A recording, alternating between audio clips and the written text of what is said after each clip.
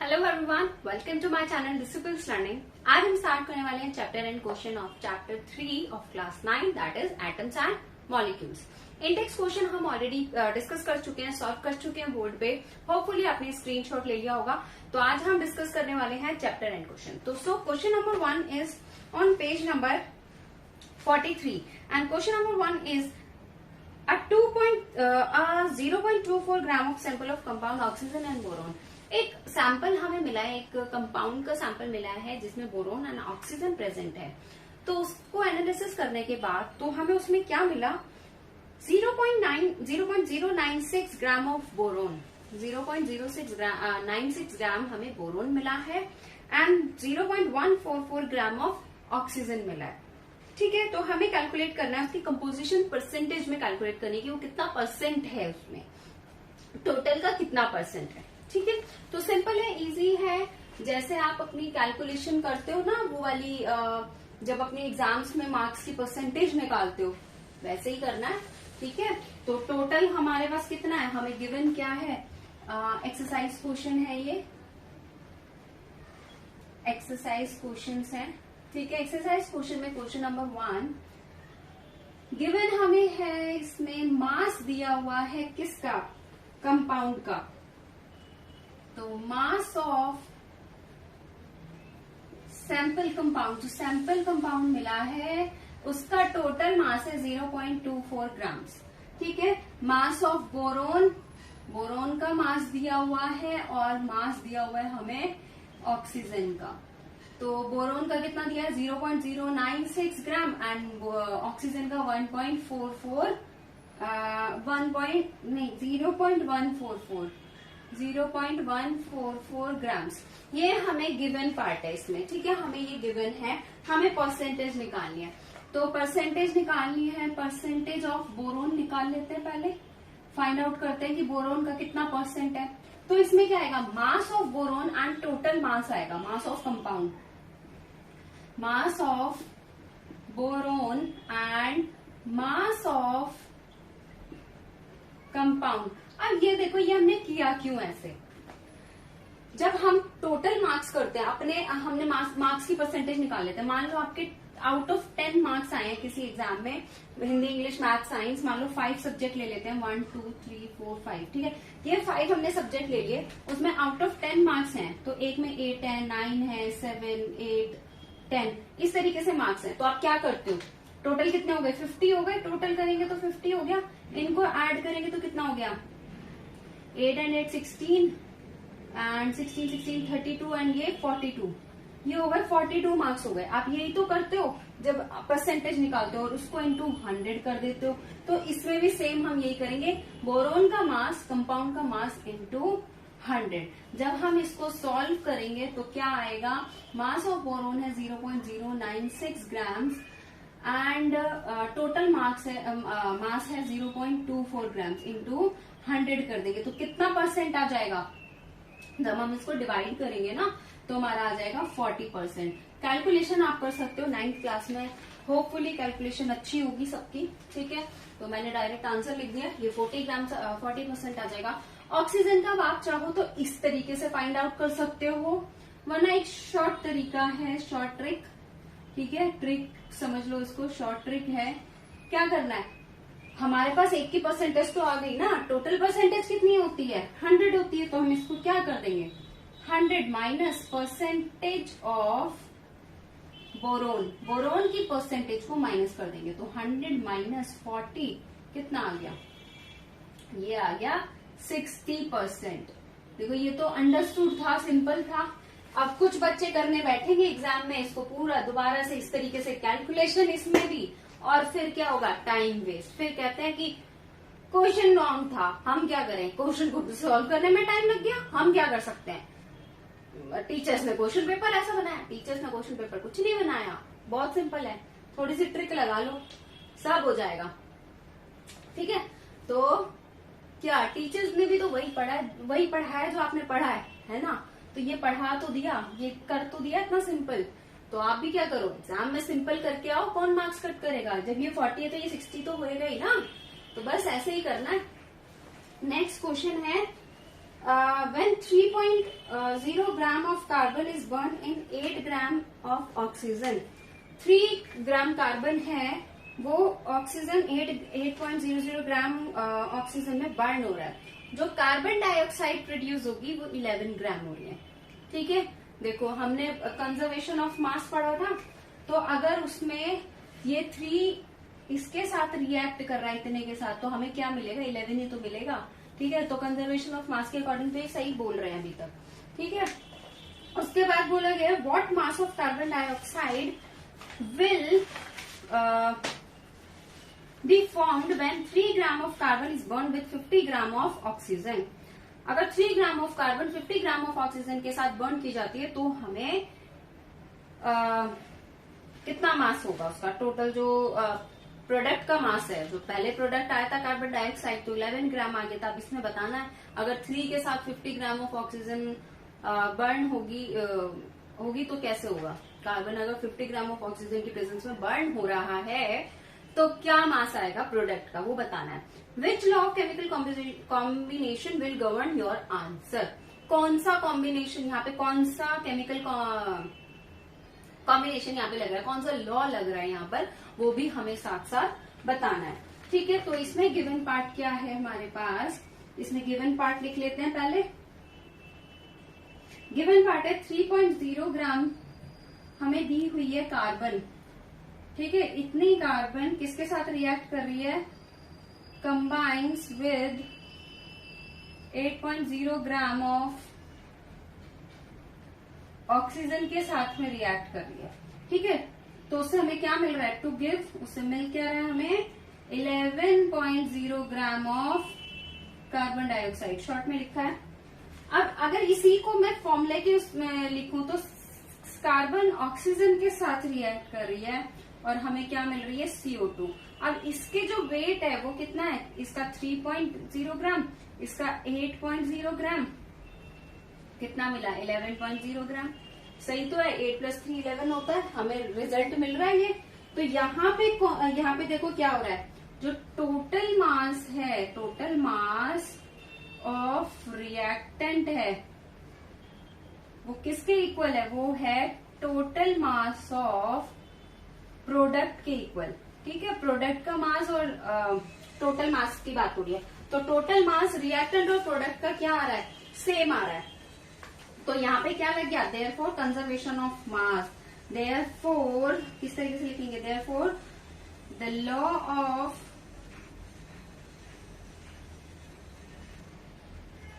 Conservation of mass is proved. यहाँ पे क्या प्रूव कर दिया हमने कि यहाँ पे कंजर्वेशन ऑफ मास तो लग रहा है। नेक्स्ट देख लेते हैं क्या है। ठीक है, अब इसमें क्या बोला गया, देन इसमें हमें ये भी बोला गया कि 3 और 8 यूज हो रहा है, और कार्बन का डाइऑक्साइड क्या होती है, कार्बन डाइऑक्साइड का जो रेशियो रहता है वो 3 और 8 ही रहता है। तो हम कैसे लिखेंगे, then it also depicts the CO2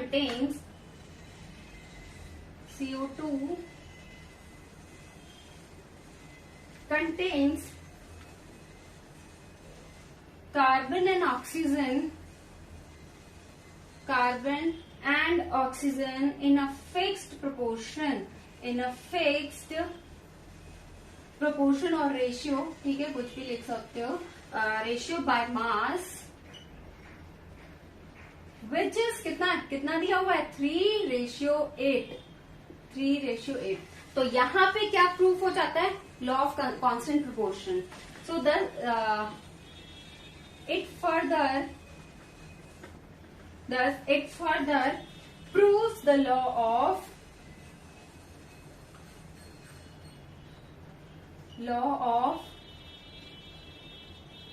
constant proportion.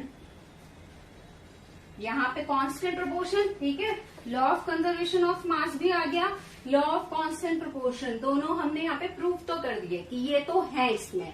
अब हमें बताना क्या है कि जो 3 ग्राम ऑफ कार्बन है वो कितना बर्न होगा 50 ग्राम ऑफ ऑक्सीजन में, और प्रोडक्ट का मास कितना आएगा।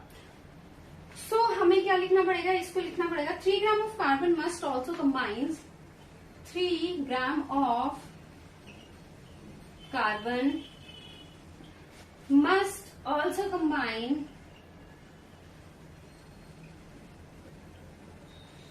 with 8 gram of oxygen. 8 gram of oxygen के साथ कंबाइन हो सकती है ओनली, क्योंकि लॉ ऑफ कॉन्स्टेंट प्रोपोर्शन की हम पहले ही बात कर चुके हैं। तो उसके अकॉर्डिंग क्या होगा, जो 3 ग्राम ऑफ कार्बन है वो हमेशा 8 ग्राम ऑफ ऑक्सीजन के साथ ही कंबाइन होगी। जो 50 ग्राम है ना वो कंबाइन ही नहीं होगी, उसके लिए हमें और कार्बन चाहिए, तभी तो कंबाइन हो पाएगी, वरना नहीं हो पाएगी।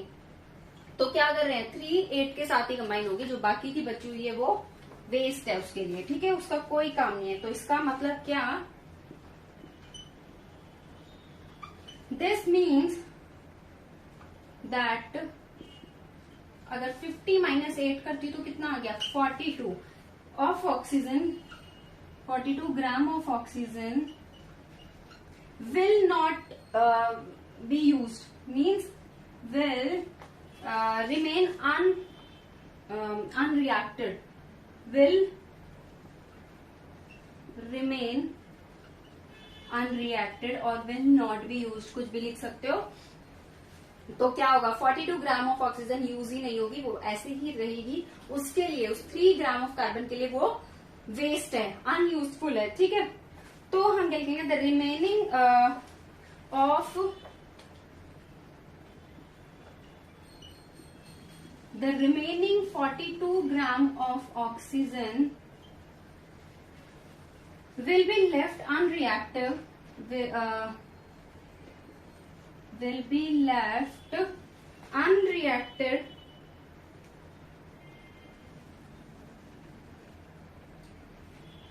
so in this case क्या हो जाएगा, so in this case only 11 gram of carbon dioxide will be formed, only carbon dioxide कितनी बनेगी, 11 ग्राम ही बनेगी। सो हमें क्या लिखना पड़ेगा, द अबव आंसर, अब जो हमने ये आंसर लिखा है, is govern by the law of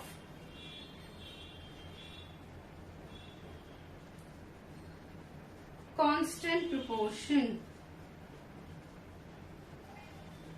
ठीक है।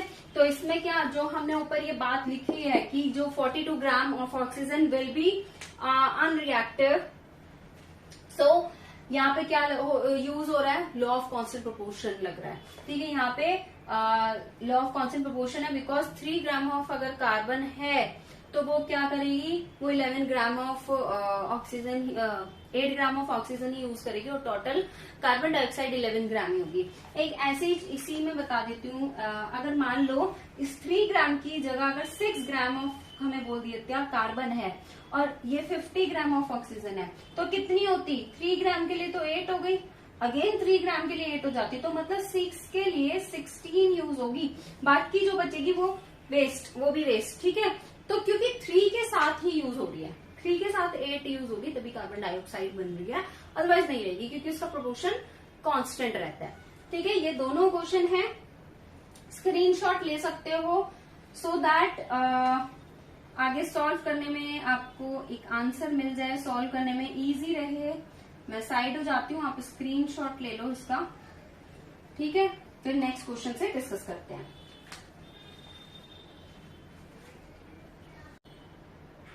Now next question number 3, what are polyatomic ions? Give example. देखो, जब मैंने इसका कॉन्सेप्ट डिस्कस किया था, पॉलीएटॉमिक आयन की डेफिनेशन भी लिखवाई थी और एग्जांपल्स भी लिखवाए थे बोर्ड पर, तो आप उसको मेरी वीडियोस, बाकी की वीडियोस चेक कर सकते हो, ठीक है। तो उसमें आपको मिल जाएगा कि व्हाट इज पॉलीएटॉमिक आयन, तो आपको आंसर भी मिल जाएगा एंड कॉन्सेप्ट भी क्लियर हो जाएगा।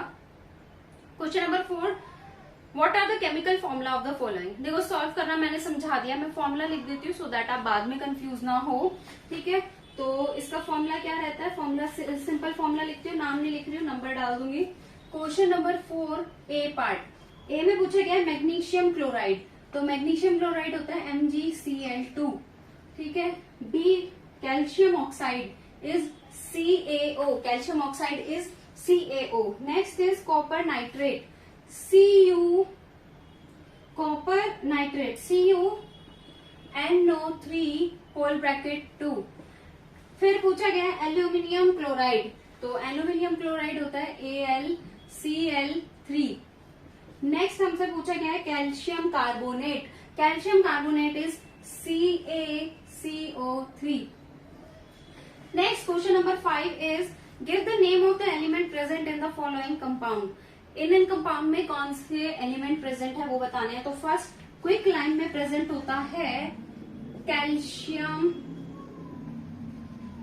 And oxygen. फॉर्मूला होता है इसका CaO। क्विक लाइन को CaO क्या बोला जाता है, कैल्शियम ऑक्साइड भी बोला जाता है। बी हमें दिया हुआ है हाइड्रोजन ब्रोमाइड, तो इसमें क्या है ये तो नाम से ही पता चल रहा है, हाइड्रोजन एंड ब्रोमीन इसमें प्रेजेंट है। फॉर्मूला क्या होता है HBr, ठीक है, HBr इसका फॉर्मूला है। नेक्स्ट हमें दिया हुआ है बेकिंग पाउडर। बेकिंग पाउडर में प्रेजेंट होते हैं 4 एलिमेंट, कौन कौन से होते हैं वो 4 एलिमेंट होते हैं sodium carbon hydrogen, sodium carbon hydrogen and oxygen, और इसका फॉर्मूला होता है NaHCO3, ठीक है। उसके बाद हमें दिया गया है डी पार्ट पोटेशियम सल्फेट, इसमें भी नाम से पता चल रहा है पोटेशियम और सल्फेट। तो नहीं हम क्वेश्चन नंबर, अच्छा हाँ क्वेश्चन नंबर 5 में डी पार्ट है पोटेशियम सल्फेट, तो इसमें होता है सल्फर ऑक्सीजन और पोटेशियम। तो potassium sulphur and oxygen formula होता है इसका K2 सल्फेट है तो SO4, ये इसका फॉर्मूला हो गया। ऑल्दो इसमें फॉर्मूला पूछा नहीं गया बट मैंने लिखवा दिया है। क्वेश्चन नंबर 6 में हमसे पूछा गया है मोलर मास फाइंड आउट करना है। मोलर मास का फॉर्मूला आपको पता है कैसे करना होता है, मैं डायरेक्ट सॉल्व कर रही हूँ, फॉर्मूला आप लिख सकते हो, ठीक है, या फिर पहला लिख के दिखा देती हूँ, बाकी आप खुद कर सकते हो। इसमें सबसे पहले बोला गया इथाइन, इथाइन इज, पूरा नाम नहीं लिख रही हूँ मैं, इथाइन इज C2H6, इसमें भी दिया हुआ है, सॉरी C2H2। तो इसका हमें फाइंड आउट करना है, तो हम क्या करेंगे 2 इंटू मास ऑफ कार्बन सबका ऐसे कर सकते हैं, plus 2 into hydrogen, mass of hydrogen, इसी तरीके से लिख सकते हो, क्योंकि इसमें देखो हाइड्रोजन और कार्बन है, उन्हीं का मास करेंगे 2 इनके लिए, क्योंकि इसमें 2 एलिमेंट एटम्स हैं।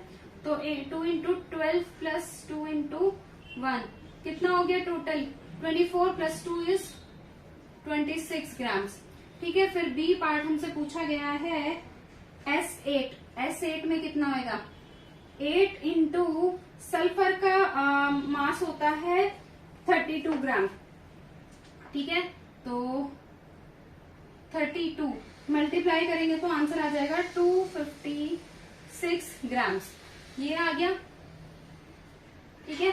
सी पार्ट है इसका P4, फॉस्फोरस का निकालना है। फॉस्फोरस क्या होता है टेट्राएटॉमिक होता है, तो P4, ठीक है।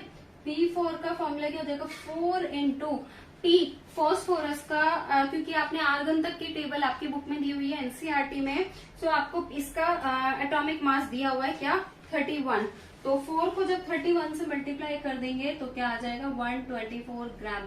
फॉर्मूला खुद से इसी तरीके से करके लिखना है, मैं सारे क्वेश्चंस में अलग अलग नहीं लिख रही हूँ, आपको एग्जाम में ऐसे नहीं करके आ जाना, फॉर्मूला लिखना जरूरी है क्योंकि मार्क्स कट हो जाएंगे, फॉर्मूला जरूर लिखना तभी आगे सॉल्व करोगे।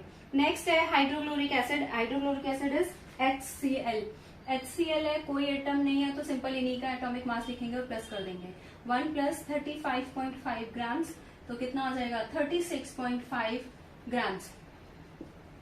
ई पार्ट है इसमें नाइट्रिक एसिड HNO3, ठीक है, तो HNO3 का क्या हो जाएगा, अब इसमें 3 एलिमेंट्स है अलग अलग, तो हाइड्रोजन का 1 प्लस नाइट्रोजन का 14 प्लस ऑक्सीजन का होता है 16, इसको 3 से मल्टीप्लाई कर देंगे क्योंकि 3 एटम्स है, तो 3 इंटू 16 क्या हो जाएगा 1 प्लस 14 प्लस 48, टोटल कितना आ जाएगा 63 ग्राम्स। तो इस तरीके से हमें सारे सॉल्यूशन करने हैं। मैं एक और का फॉर्मूला लिख के दिखा देती हूँ इसी तरीके से, ताकि आपको समझ में आ जाए। HNO3 का लिख देते हैं, 3 कंपाउंड है ना इसमें, तो इसी का फॉर्मूला लिख देती हूँ। कैसे लिखेंगे? Mass of hydrogen plus mass of nitrogen, mass of nitrogen plus oxygen के 3 एटम्स हैं, तो 3 इंटू मास ऑफ ऑक्सीजन। इस तरीके से करके आप सबका फॉर्मूला लिख सकते हो, तो सारे सॉल्व हो जाएंगे। जिसमें एटम सिर्फ सिंगल है तो उनको सिर्फ mass of hydrogen plus mass of chlorine लिख के सॉल्व कर दो, जैसे अब मैंने यहाँ पे सॉल्व किया। तो मैंने सॉल्व करके सारे दिखा दिए। फॉर्मूला आप खुद से लिख सकते हो, क्योंकि सब में सेम चीज लिखनी है, तो मैंने बार बार नहीं लिखी है। ठीक है, तो ये हो गए क्वेश्चन नंबर 6 तक हमने कवर कर लिया है। क्वेश्चन नंबर 7 से लास्ट क्वेश्चन हमारा क्वेश्चन नंबर 11। 7 to 11 हम नेक्स्ट पार्ट में डिस्कस करेंगे।